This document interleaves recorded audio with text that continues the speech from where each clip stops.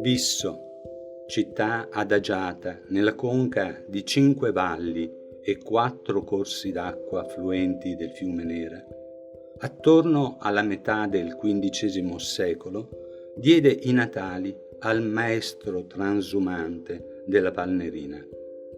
Operò a Norcia, Cascia, Ussita, Valcaldara, Camerino, tutti paesi offesi dal terremoto del 30 ottobre 2016. Con penna pesante cerchiamo di ricordare il loro lavoro.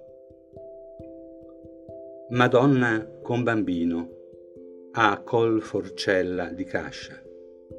Un primo elemento distintivo. Gli occhi di lei hanno una immobilità ipnotica e la fronte è segnata da rughe. La fissità delle palpebre sarà la cifra estetica del pittore. La ritroviamo in questo affresco tardo-gotico di composizione semplice, dai colori sobri.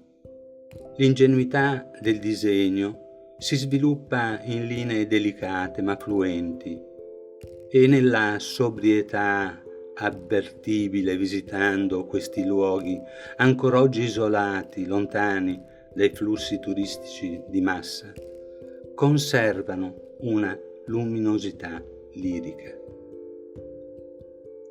Soffice il velo che copre il capo di Maria, dal polso minuto e le dita sottili. L'unica opera firmata da Paolo è la tavola con bambino e Madonna esposta al Museo Petit Palais di Avignone.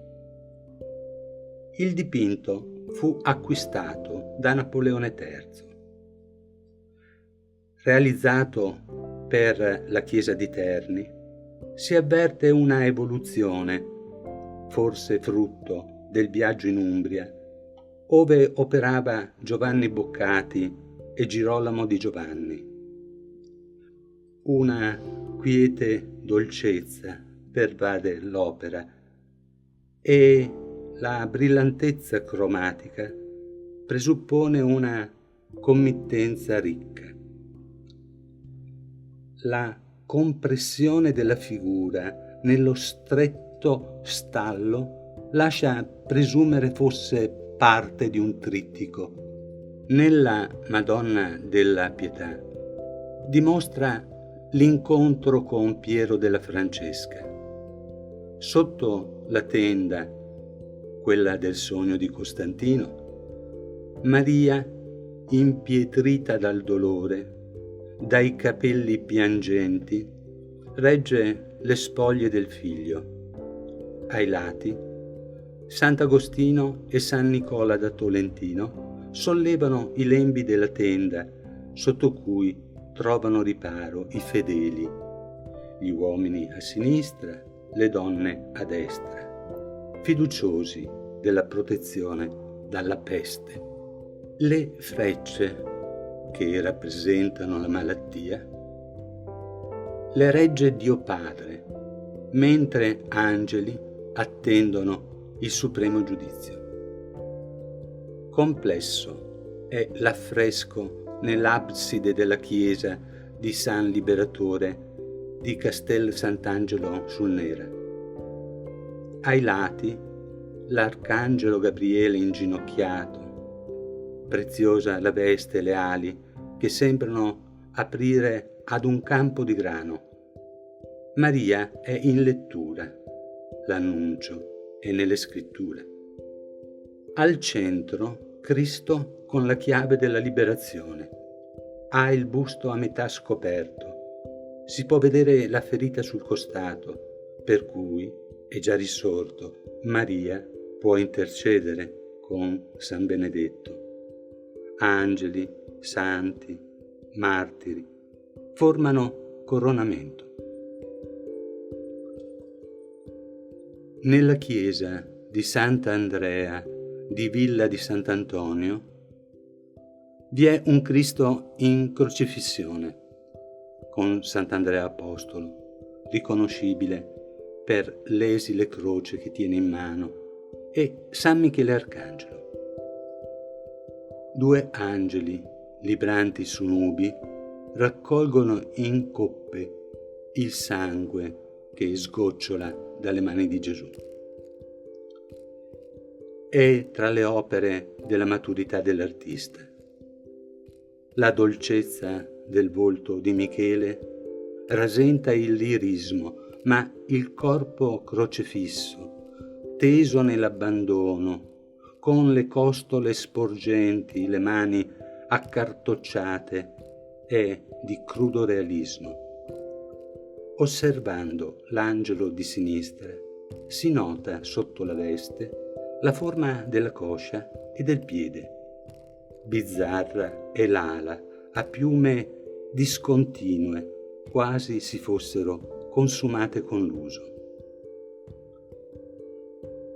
San Bartolomeo, oggi a Praga, è a nostro giudizio la tavola che esprime la pienezza artistica di Paolo. Al disegno accurato della scuola toscana aggiunge il colore veneziano ed il volto tormentato ci fa pensare che nel suo viaggiar cercando abbia incontrato Crivelli e la scuola di Ferrara. Il Polittico di Nocelleto è ritenuto il capolavoro di Paolo. La qualità della tavola è eccezionale, i volti dei santi credibili, i colori equilibrati delle ali dell'angelo Michele di rara beltà e la Madonna, una emozionata giovane arrossente per la gloriosa missione celeste chiamata ad assolvere, diventare madre del Figlio di Dio. Viene trasfigurata dal pittore in Regina dei Cieli. Attorno santi e martiri. Sulla fascia alta le figure sono aggraziate. Sotto i volti paiono ispirati a compaesani di Paolo. Un dettaglio: i due a sinistra, Pietro e Francesco, hanno gli occhi fissi, la firma del pittore. Concludiamo con una foto in bianco e nero, in segno di lutto per gli uomini che nel terremoto perirono e per le opere d'arte che forse mai più rivedremo, come questo affresco nella chiesa di San Francesco a San Ginesio.